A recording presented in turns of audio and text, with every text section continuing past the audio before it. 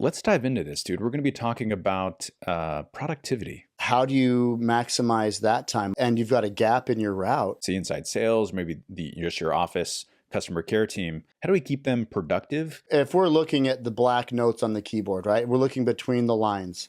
Like, what are the small activities? Welcome to the Bug Bucks Podcast, a podcast designed to help you become a bug money millionaire.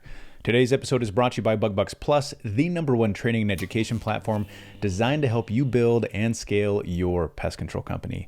I'm your host, Eric Bassett, and of course, right across from me this time, because he is in the Vancouver studio and I'm in Boise, Idaho, my co-host, Jay Claus. What's up, dude? What's up, Eric? What's up, my Bug Bucksers? Not much, man. This is the first time that we've actually recorded together, but not together in the same space at the same time in a while. Isn't it? It's kind of weird, right? Because I'm like accustomed to like looking over at you like this, like, oh, Eric's not over there. He's over here. I'm on the TV, right? Yeah. This reminds me of the good old days when me and Alan used to record remotely all the time, right? Before we had the studio. And even me and you did that for a while before we did it, but it's a little bit of a throwback, dude. Well, yeah, and you know what is it's kind of reminiscent of before we had the studio.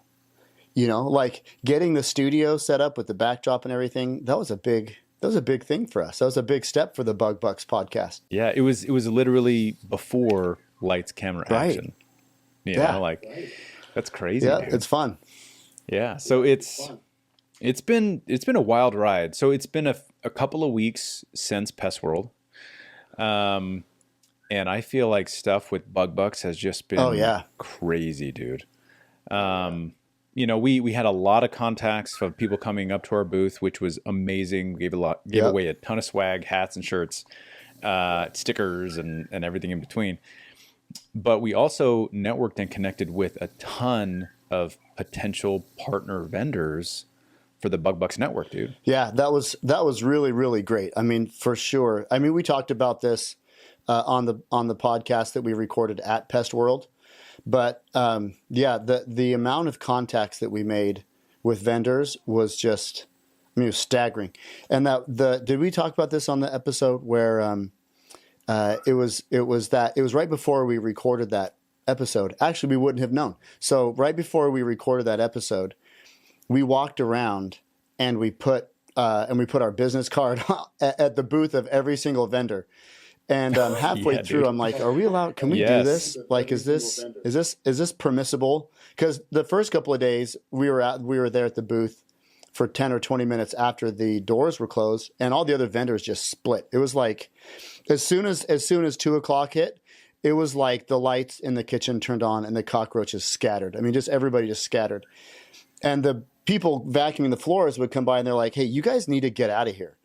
So by Thursday, we're there and we're like, shoot, are we supposed to even be in here? And then we're putting out the cards and I'm like, are we going to get beat up for doing this? Like, is this against the rules? But then we remembered we're Bug Bucks, dude. We don't play by the rules. Yeah. Plus it's like, dude, vendors want to network with us anyway. You know, it's not like we're trying to steal their clients. We're trying to get you more clients, right? Exactly.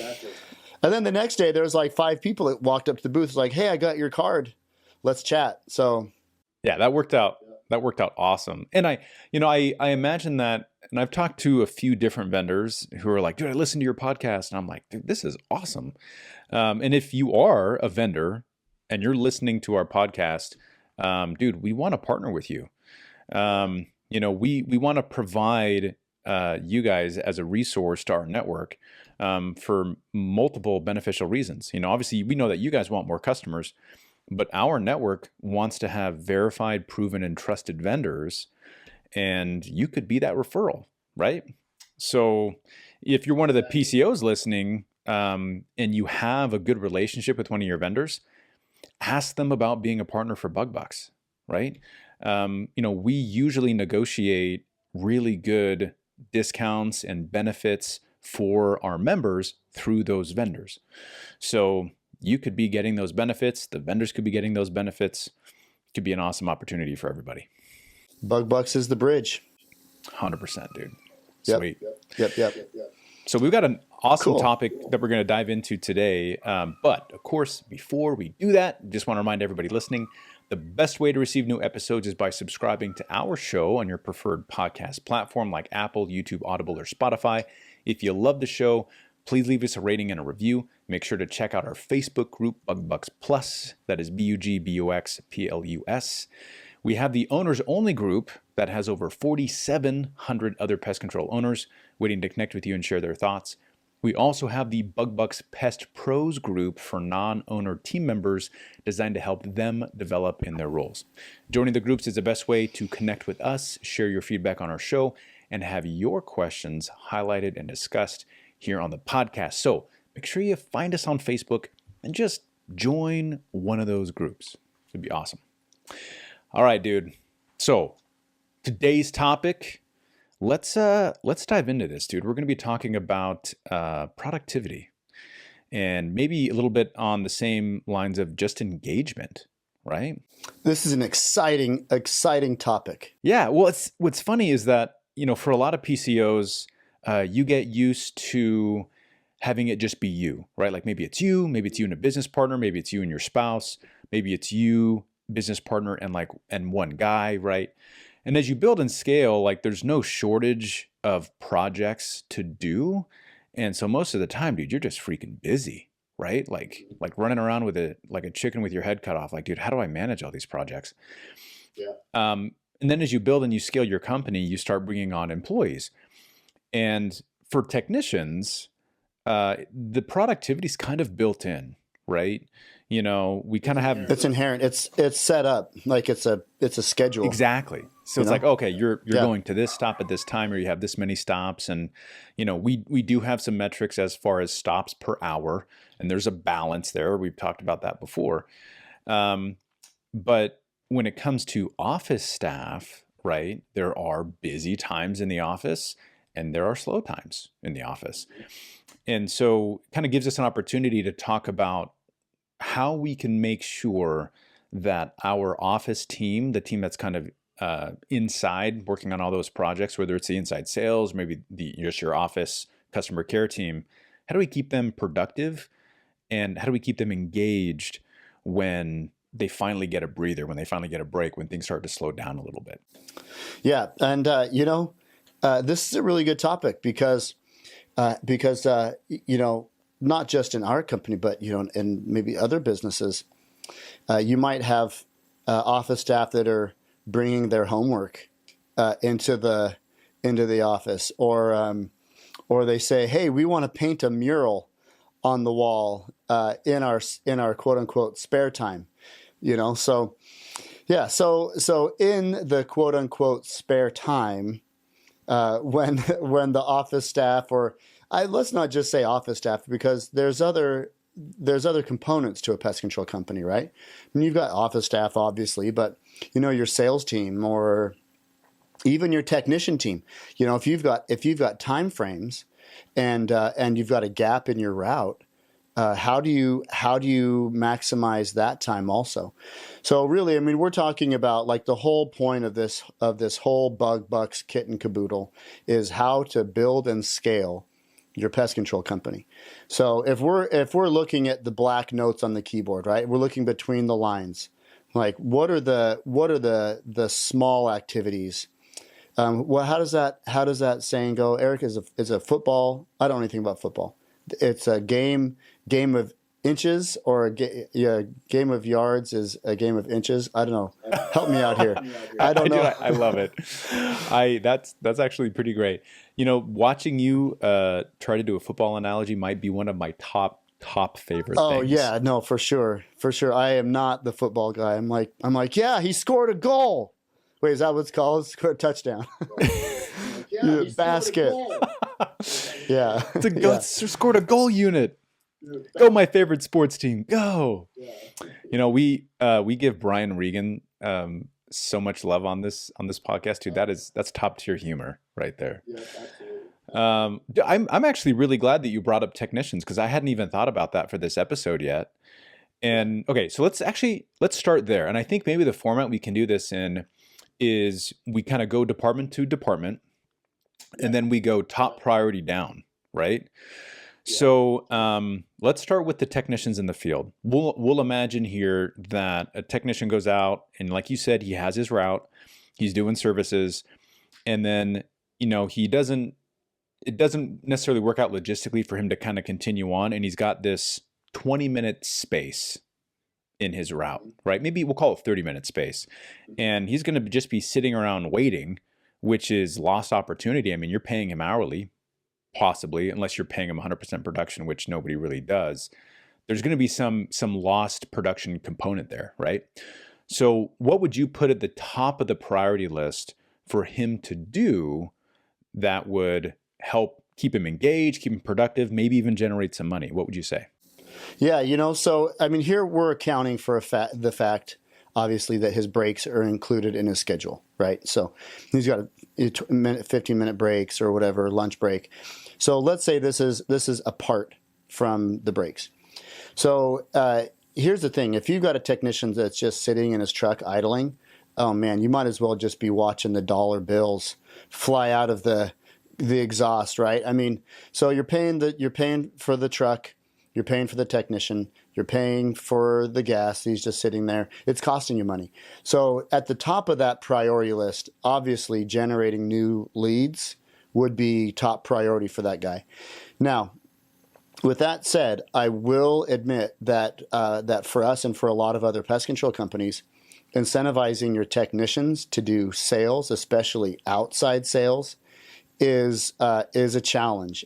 And we have experienced, and a lot of other companies that we've talked to have experienced, a bit of a struggle in getting your technicians out there making outside sales. However, here's the one thing. If you've got a technician that's just sitting and you found some way to incentivize him, maybe you pay him a commission on sales or something like that, Cloverleafing is the easiest way to get out, because you're not necessarily knocking doors unannounced or unqualified or just willy-nilly, right? If you Cloverleaf, then you can go and hit the 2 doors across the street and the 2 doors on either side, and that's 4 contacts that you made. And if you can come up with some simple script for your technician, hey, and it's just like the sales script, right? I mean, anybody that's ever made a sale ever in pest control, it's the same freaking script. Hey, I'm over here across the street servicing Mrs. Johnson's house. And while I was here, on my notes, I see that we're servicing for this here at her house. I'm just checking with the other neighbors. While I'm here, I can get you a discount. And I've got a little bit of time right now.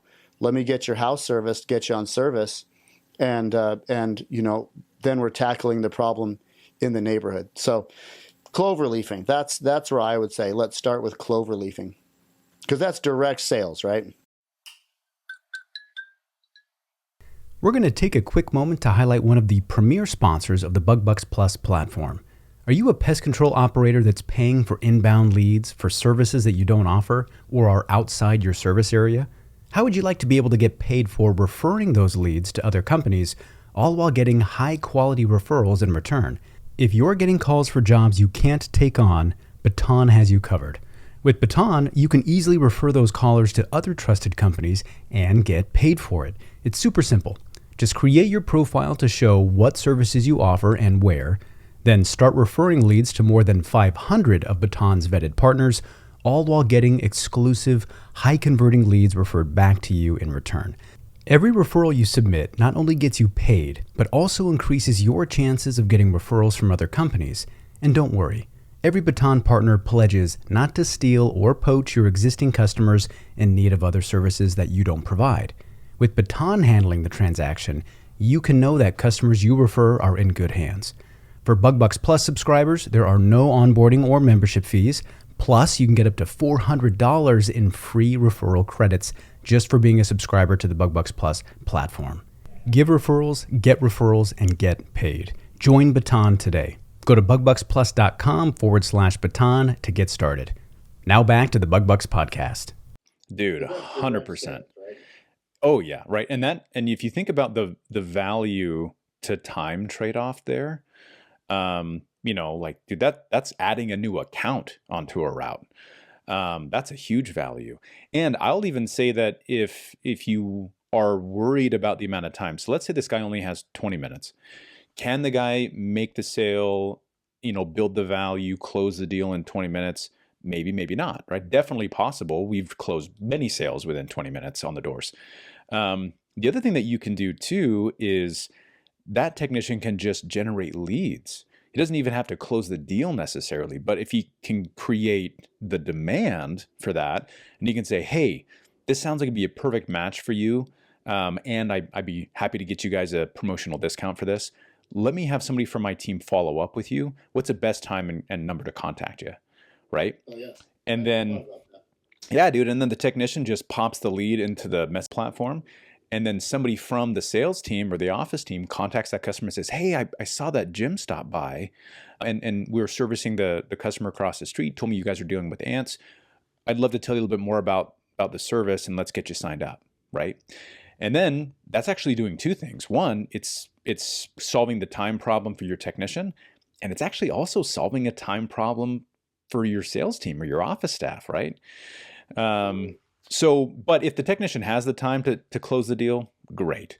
But if he doesn't, he can still generate a lead, which is if you got a technician that's beneficial, that's cross capable. I won't even say cross trained, but let's just say cross capable, because a lot of the times your technicians, you say the word sale, and they go catatonic, right? Selling, and then you've got sales guys that you say go out and spray, and they're like spray, and then they go catatonic. So finding someone that can do both, that's pretty cool. If you've got a guy that can sell and service, hang on to that guy.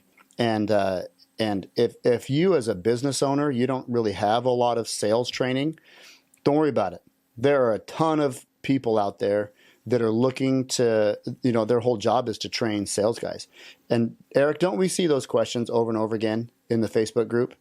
I mean, we see people, hey, I'm thinking about selling the service. How do I do that? Does anybody have any tips or tricks for closing sales on the doors? I've never done it before, but I've got extra time. So there are resources galore to help you or your sales guy. In fact, don't we have a shameless plug here? Don't we have a course on BugBucks Plus from Sam Taggart? We do. 100%. Yeah. So on bugbucksplus.com, Sam Taggart has a course on there. He kind of goes into the basics, some of the easy ways to, like you said, develop that pitch, right? And again, like the technicians don't have to be world-class closers, right? And what I like to do sometimes is you just say, hey, like in between your route, when you've got some spare time, just go check on the neighbors. Like, don't even tell them to sell anything. Just say, hey, can you just go introduce yourself to the neighbor and just see how they're doing with their pest issues and who they're using? Just go find out.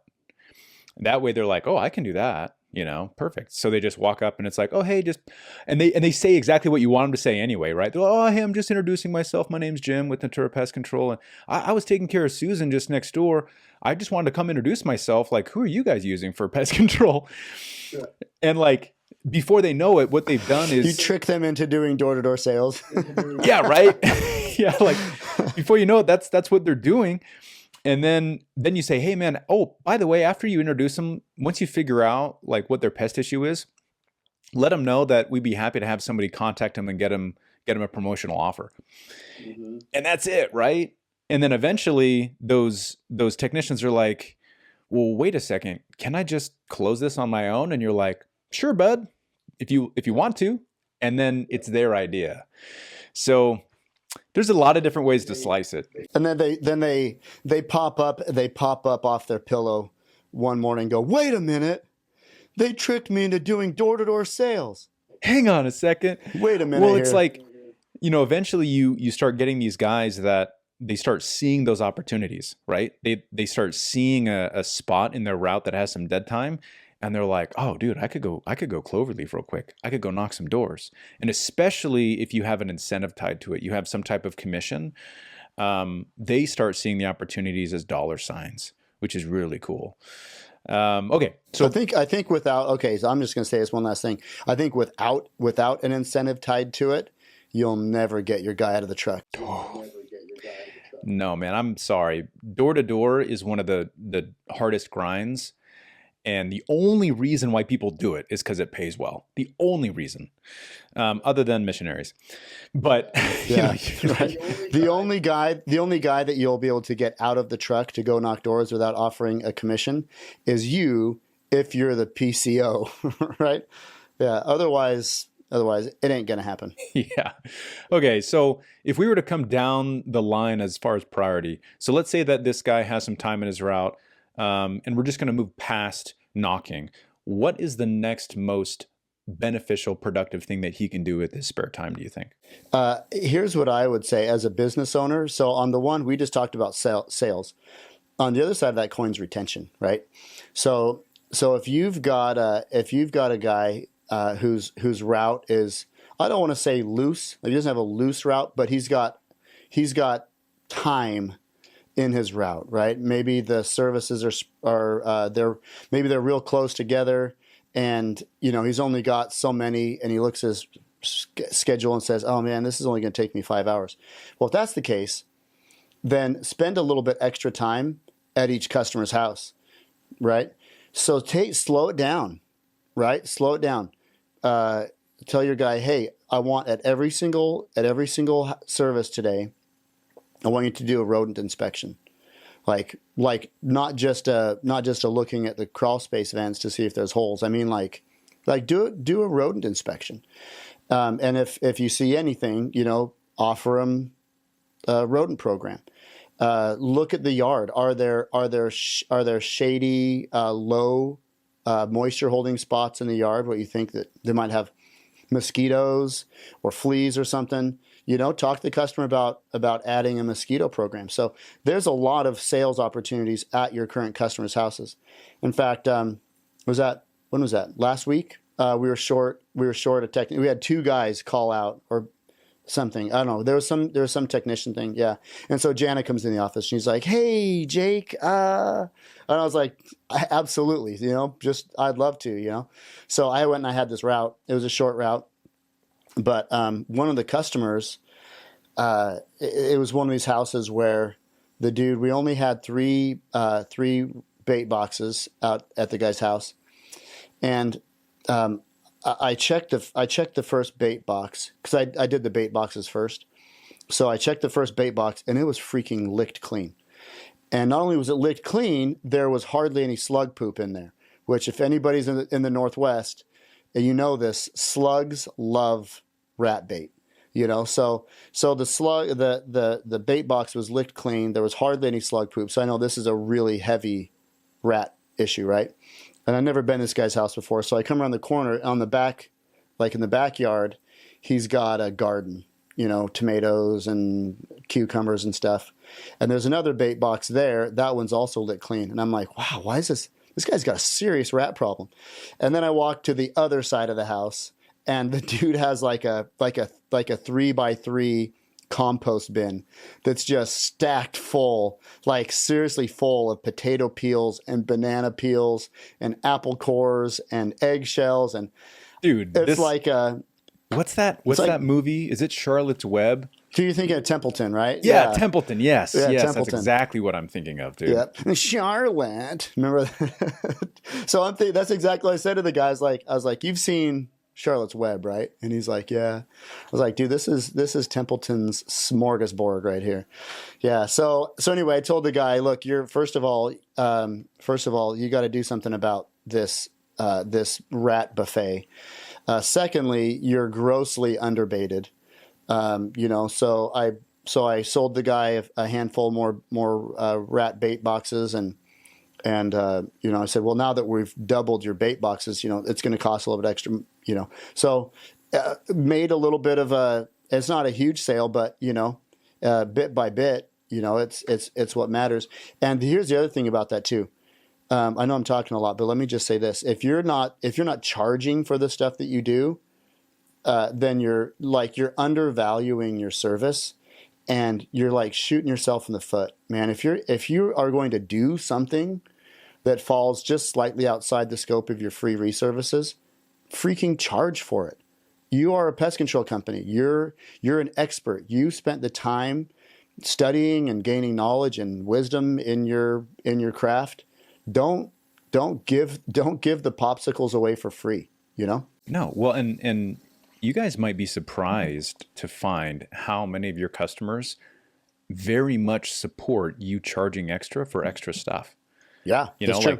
like it's actually funny. As a consumer, I actually get annoyed when people don't tell me what other options are available for me to purchase.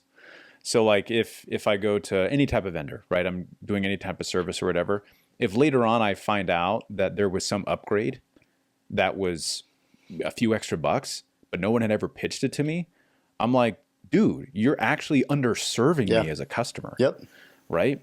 Like, sign me up for that, dude. What are we doing? Wasting time here? Come on, let's go. Supersize me. And Yeah. let's go, man. I can't lose money on this deal. So, I think what you brought up is money, right? Even if you're spending just extra time with the customer, like talking to them, learning about their needs, right? Hitting on those wins, that in itself is an awesome retention tool that people will talk about, right? Oh my gosh, he understands what we need and he takes the time to listen to me. That's killer. And then the inspection part, it just completely opens up the door to new opportunities for additional add-on services. So that was a killer recommendation. That's a great thing to do. So slow down just a little bit. The next thing I was going to mention is, dude, and this is especially important when you have a guy that is usually really, really busy, and then he finally gets a break, is, dude, go through all your equipment, go through your gear and reorganize. Clean stuff up, dude. Declutter the truck.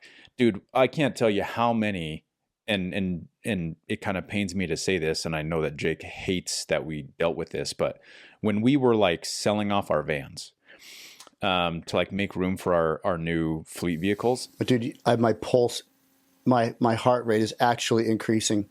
Like I just felt that. I'm checking my carotid pulse right now. Dude, they were so gross, dude. So gross. And it's like, you can just tell that it is weeks and weeks and weeks or months of just the technicians operating. Throwing their gloves. Yeah, like, dude, oh my gosh. Do you remember the one, we pulled 2 garbage bags of used gloves out of the back of the van. The guy just took the gloves off and he threw them on the baseboard on the passenger side. And it was just this like mountain of used gloves. Some of them had, I also thought was funny, some of them had where he had taken the old bait blocks out and then put them in the glove and then tied a knot, you know? And like, so it's one of those things that I'm a huge advocate of being the best version of the way that I operate when I can do so in a clean space, right? It's clean, it's organized, you know you have the products, and you don't have a bunch of empty bottles just banging around your rig, you know? So if you can, take a little bit of extra time and reorganize, right? Clean up your stuff, clean up your rig, be proactive and take a look at your rig and say, okay, is this the way that this works the best? The best technicians will give us feedback on ways that we can actually improve our setup.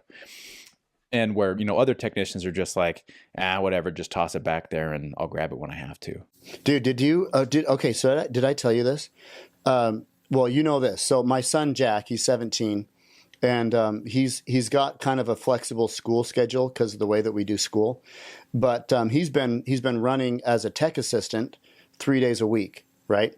And yesterday morning at the tech meeting, there's 4 guys he's been running with, and I pulled those 4 guys aside and I said, hey, I just want to thank you guys for mentoring Jack and, working with him. And all 4 of these guys were like, no, dude, you don't understand. Jack is leveling up the service. One guy, Jose, he's like, dude, Jack is opening the door and getting out of the car before I even come to a complete stop. So here's Jack, like just busting his butt, right? So he comes to us last week and he said, Mom, he's talking to Jan. He said, Mom, I think that I've got like 10 recommendations for how we can organize the trucks better. And Jack, dude, like he is squared away, right? Super organized, meticulous, right? And he goes, Mom, I've got these ideas on how I can focused. get the truck better organized. And so I was like, well, tell me about it. And so he starts going through this list, and he's like, do you think I could talk to Aaron Davis about this? And we were like, yes, absolutely. So Jack's come in, and he's just the new guy, right? And he's got all these recommendations, and because of how he busts his butt with the technicians, dude, they're listening to him, and they're like, oh, okay, Jack, that's a good idea. But what I'm saying about Jack is this: so his level of customer service is crazy. Like he's doing, customers will ask, hey, can you guys do this or that? And Jack's like, I'm on it. So the other day, this lady had spiders on a second story balcony, like a master bedroom balcony that's only accessible from the room, And so Jack's like, yep, I got it. And so he threw his boot covers on, took the small Webster pole and the B&G and went up there and de-webbed this lady's balcony, like spot treated where the spider webs were. And he comes out, and the lady's like, oh, that was so awesome. Here's a tip. She wanted to give him $10 or $20 or something. And he's like, no, I'm just doing my job, man. And she like pushed it into his hands and was like, so those little things, just going the extra mile. As far as the service truck goes, here's the other thing. I'm embarrassed to say this, but we have had technicians in the past who've worked for us for 6 months. And I'll see them in the shop and I'll say, hey, so how often are you triple rinsing your backpack? And they'll look at me and just, I can feel I'm checking my pulse again. Triple rinse, what's that?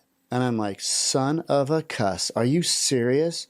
And so then we'll have a talk with their team leader, and and then you look in the back of some guys' trucks, they leave or clean out the truck, and there's 4 Termidor bottles that are empty but not rinsed, and Well, and like you guys have to understand too that there was a time when we had this like backpack graveyard. Oh, it's still there. It's just this epic, but it was before we kind of realized that what was going on. So it was like, oh man, do these backpacks suck? Like, why the heck are they breaking so much? Like, what's going on here? And then you do a little bit of research and you find out these guys are like, you got to rinse these things? What? Yeah. There's like maintenance for them? Like, what are you talking about? And it's like, oh no, like we, it's like if you see somebody's car break down and you're like, when was the last time you changed the oil? And oil? Like, change the what? What are you talking about? Yeah. This is crazy. What do you mean, like oil the wheels? What are we doing here? It's like, yeah, okay. Just to be clear, we have corrected yes, that issue. Yeah, and now, we've implemented equipment checks, and we've implemented vehicle quality scorecards, and we've got that stuff. And we've also built a locking shed inside the shop. That's the equipment shed. Okay, we got to move on from that because my pulse is like racing. Yeah, I'm gonna give Jake a freaking aneurysm here. So so we'll kind of move on from the technicians, but kind of to list that off, right? We've obviously got Cloverleafing in sales. If you got some spare time, we've got slowing down the service as both a retention effort and add-ons. And then you've got kind of reorganizing your rig and kind of checking your calendar and making sure that things are organized, ready to go. Like Stephen R. Covey says, right? That's sharpening the saw. Sometimes you got to stop and sharpen the saw. 100%. Sharpen the saw. So right there are just 3 tips all by itself on ways that you can make the technician team more productive. I think if you hit on any one of those 3, your guys would be doing a great job. If you could get guys to hit on 2 of the 3, fantastic. Anybody that would hit on 3 of the 3, that's stellar.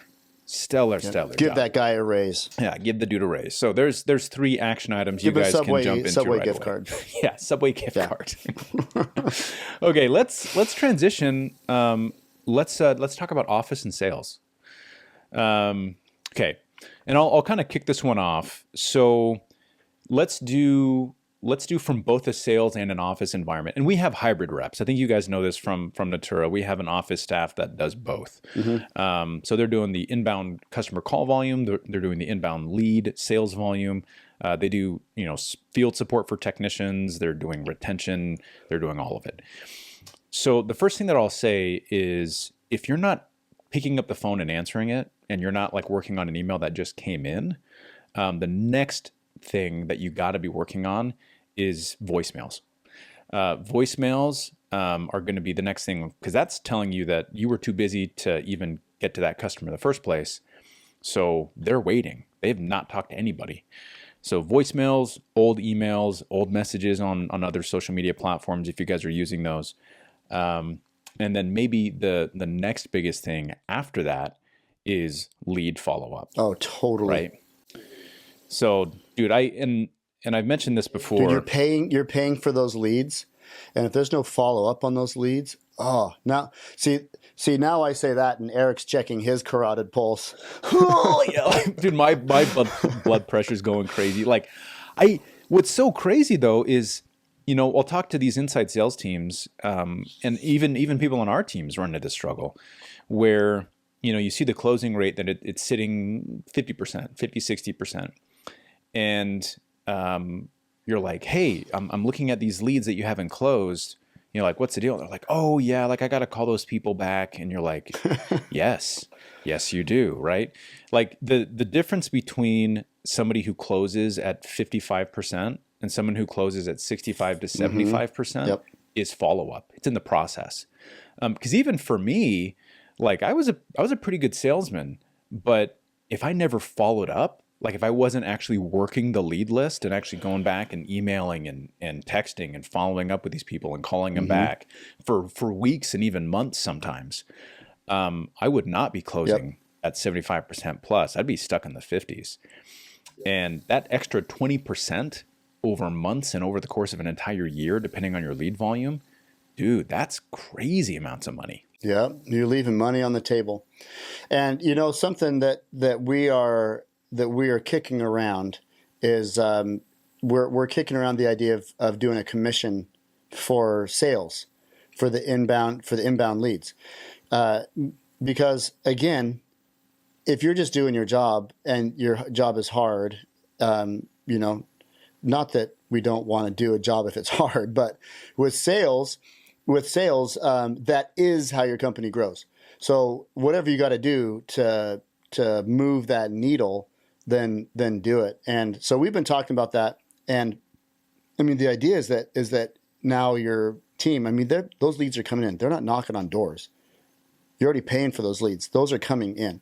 So if you incentivize your people, your office staff to close those sales, and they make a little bit of scratch, just a little bit of Skrilla on those inbound leads, then I feel like it's worth it, right?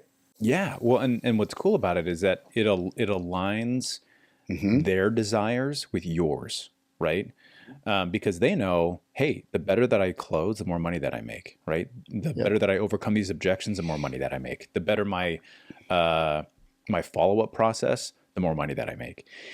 And, they more than anybody wants the amount that they get paid for the time that they spend to be as high as possible.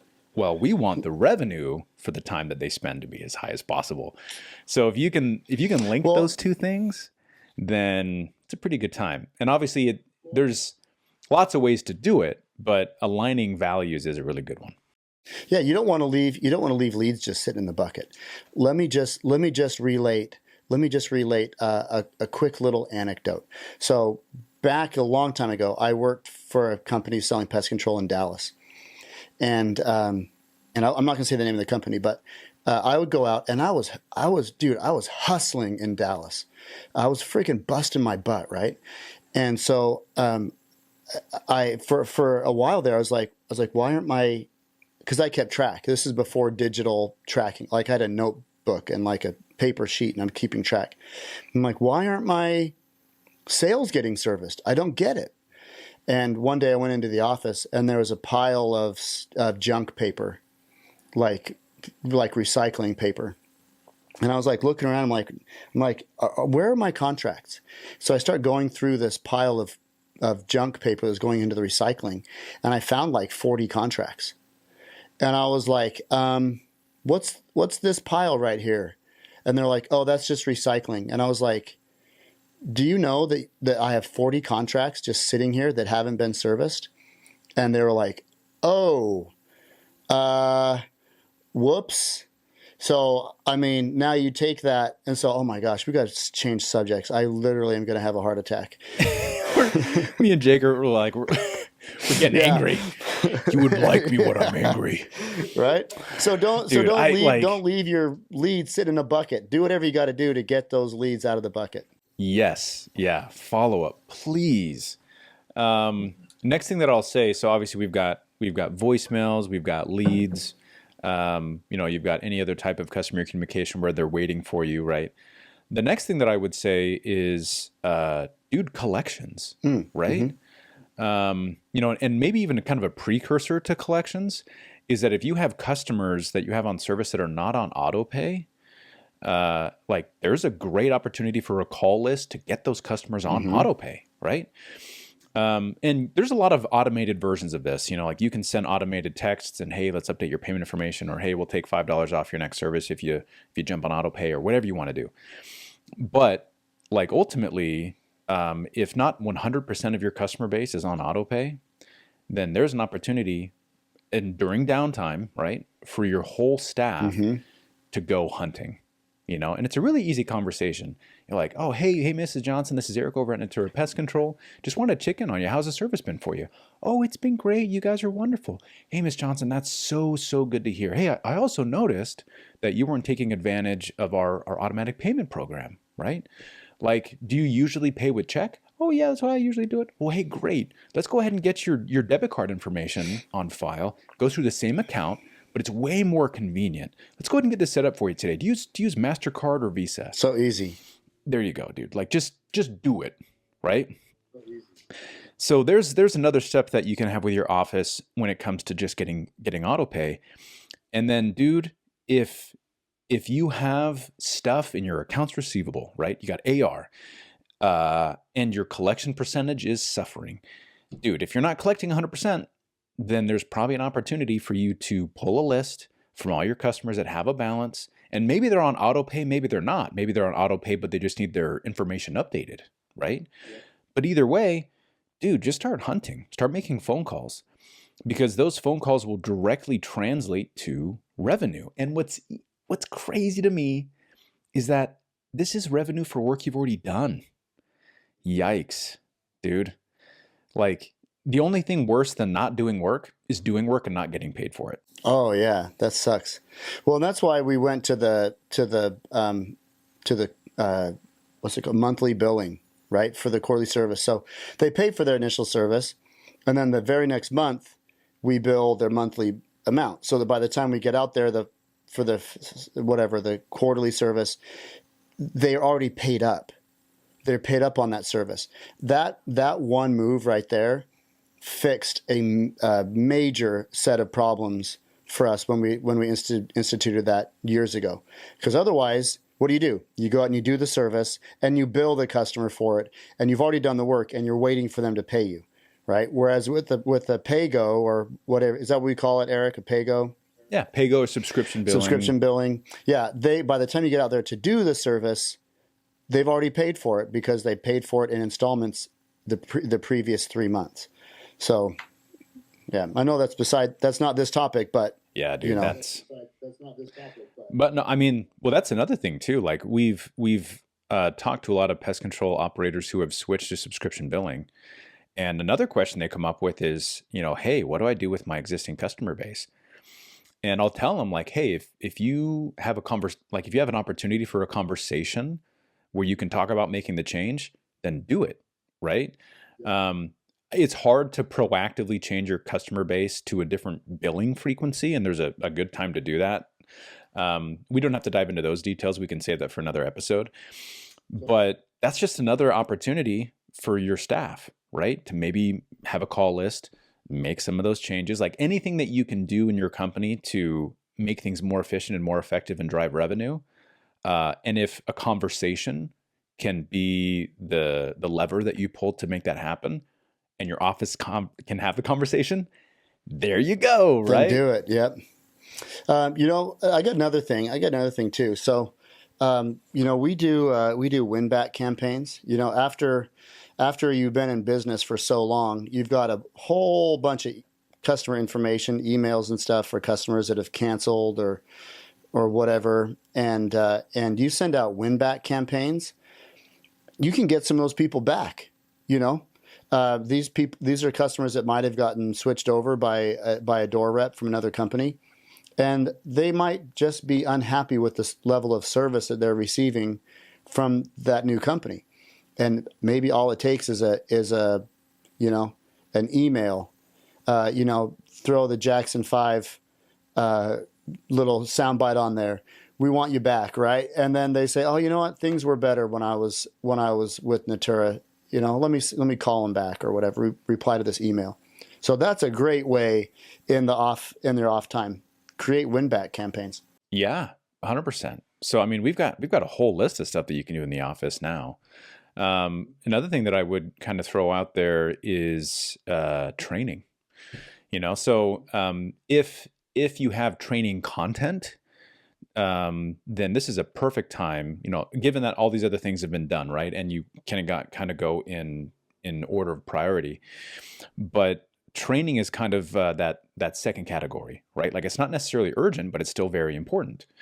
So you get them to kind of watch some training content. They're in the middle of watching maybe some retention pro tips, some sales pro tips, whatever that is. And they can still pick up the phone and do whatever they need to when a call comes in. But they're taking in educational content, right? So that's kind of my next thing, a little bit further on down the list, but still important, is maybe some of the training content on that side, or even cross-departmental training, right? You have the service manager come in, talk up the office staff and other things. And again, you can't turn the phones off, right? Like the phone's got to be there. You got to make sure that you're not facilitating your own problem, right? If you're trying to battle against customers leaving voicemails and you guys not being available, you can't also be turning off the phones. Doesn't work that way, right? Yeah, I remember one time I ran into, I think it was at Costco or something. Everywhere we go, every article of clothing that I own says Natura Pest Control on it. And so everywhere we go, always people are like, oh yeah, we have your guys' service. You guys are awesome. I remember one time we were at Costco and I ran into this lady said, oh, Natura Pest Control. I tried calling you guys. I left a voicemail. Nobody ever called me back. And I was like, no, that's got to be another company. Can't we be don't. us. That would never happen here. That can't be us. And I was listening to her and I was validating her and listening, but inside I'm saying, well, that's just simply not possible. Not in my office. And I came to the office the next day and I was like, hey, this is the experience that I had. Is it possible? And come to find out, yeah. Not only is it possible, but it may have been a thing that was happening. And so again, oh my gosh, dude, why are we talking about this? I feel like me and Jake are triggered. I'm gonna go dude. I'm gonna have to do like 10 minutes of yoga when this is over, just to hamana myself back. I'm gonna have to go like fix some comfort food for dinner because I'm struggling over here. And well, June got me Chipotle. It's sitting right over there. Oh, very nice, dude. Yeah, so that's going to be some comfort food for me. It also kind of occurs to me that all the things that we've kind of been talking about from like a when you have time kind of point of view is actually stuff that if you staff your company right, that you can build it into your routine, right? Because if you think about it, from a sales and a customer service standpoint, we're talking about being able to return voicemails, being able to follow up with leads, calling, making collections calls, making billing frequency calls, getting Autopay information. Like all those things actually have a lot of value. And if the only time that you can do them is when you have free time, but you're staffing based on solely just being busy, then you're actually not going to be able to hit on a lot of those extra things. So you kind of have to keep those things in mind a little bit when you staff. Not that you want to build a whole lot of downtime into your operation, right? But you need to build a little bit of flexibility in there. And then you need to fill that flexibility with productive tasks. Because the one thing you don't want to do is, try to implement some of these things and then have your team come back to you and be like, bro, we are freaking lit up in the office. There's no way we're going to be able to hit on this. And you're like, well, we need to make collections calls, right? How do we do it? So Again, If that's your indicator, it's time to hire another person. yeah. And Yeah, you need to deepen your bench. yep. And I can't remember, there was a person, I can't remember who it was, that used to talk about, like filling seats first and bringing in the work second, you know? Oh, you're talking about like, it's not the what, it's the who? Is that kind of yeah, little bit similar, but it was a legitimate scenario where they said like, hey, like I hired people first, and then it put pressure on me to bring the work in for them to actually handle, right?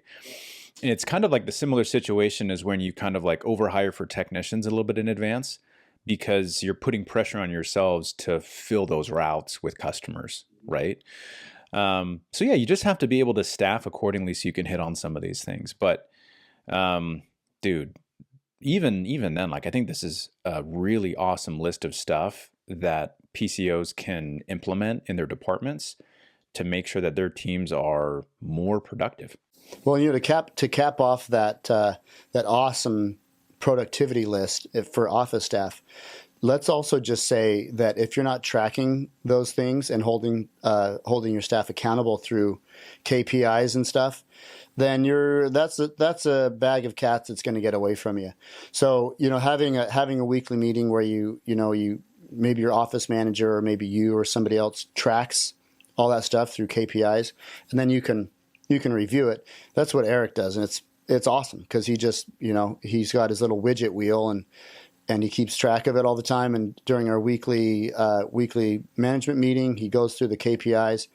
So if you're not moving the needle on those KPIs and tracking it, then that's just it's not going to happen. Yeah. Well, and it's one of those. It's another one of those trust but verify kind of situations. Mm-hmm. Because if you ask an employee or a department manager and you say, hey, like, are you guys hitting all the things you're supposed to be hitting on? Well, they're going to say yes, right? Mostly. Right? Are you guys being productive? Sure. Yeah, you got it, boss. But if we look as they're sitting there filing their yeah, right. And they might even actually genuinely think that they're busy, right? They might genuinely think they're hitting on everything.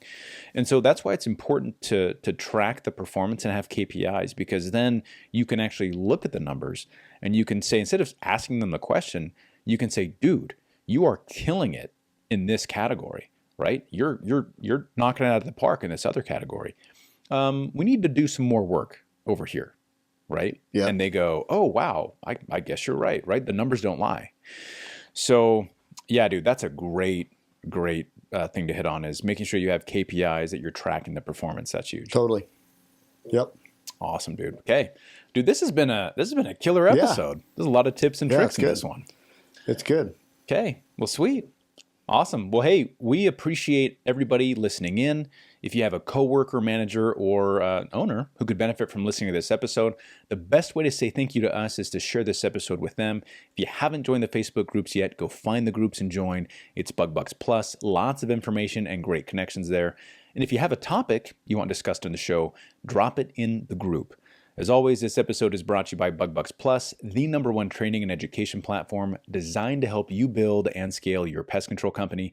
Visit bugbucksplus.com to sign up and start building today. And don't forget to subscribe.